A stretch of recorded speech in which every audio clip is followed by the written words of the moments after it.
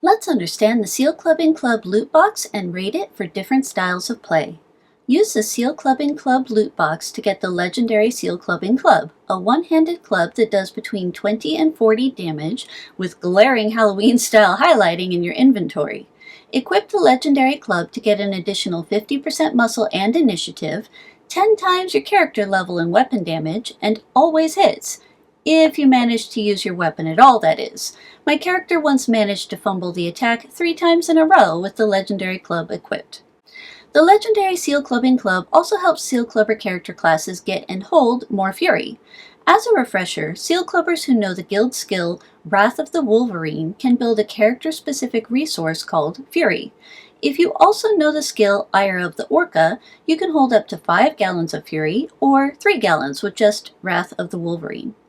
Every time you defeat an opponent, you gain 1 gallon of Fury up to your max. Losing a fight, resting at your campsite, or using the skills Hibernate or Cavalcade of Fury take away all of your built-up Fury.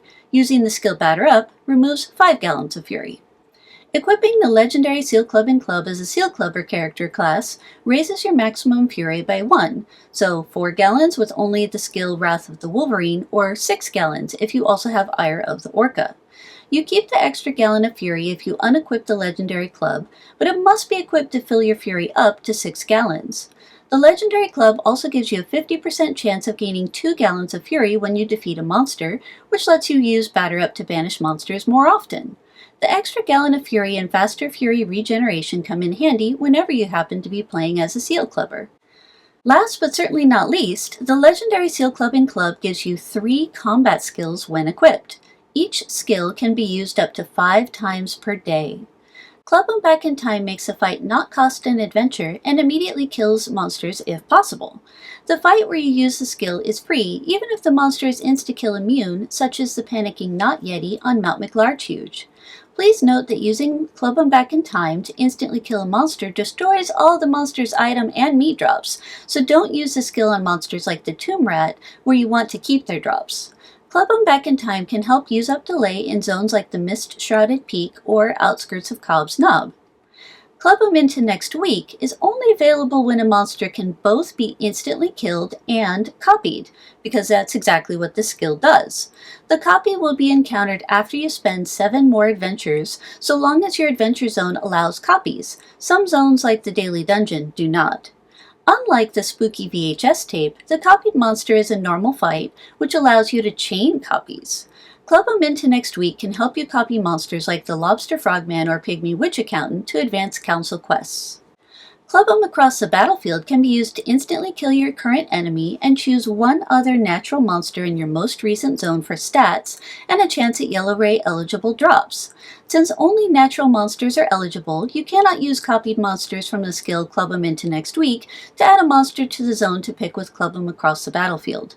You cannot use Club 'em Across the Battlefield to get an item like Abu Clues, since they are not dropped when you use item drop forcing skills such as the Mr. Store Roman Candelabra's Blow the Yellow Candle.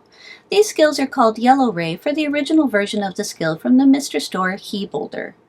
Both monsters for Club 'em Across the Battlefield must be insta-killable, so as an example, the skill will not work in the drip. Club 'em Across the Battlefield can help you get extra drops from monsters like the Pygmy Bowler to advance council quests. So how does the Seal Clubbing Club loot box measure up? The legendary Seal Clubbing Club is a solid choice of weapon while adventuring, since it both increases your muscle stat and weapon damage, while the lack of stat or level requirement means you can equip it right away at character level 1.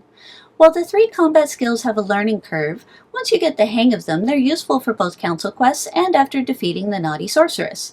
I rate the legendary Seal Clubbing Club 3 out of 5 stars for quality of life. 5 daily monster copies, free kills, and extra chances at normal monster drops, though not lucrative conditional item drops, are useful for item farmers.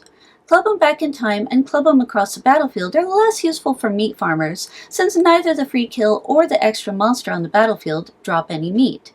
I rate the club 2 out of 5 stars for farming.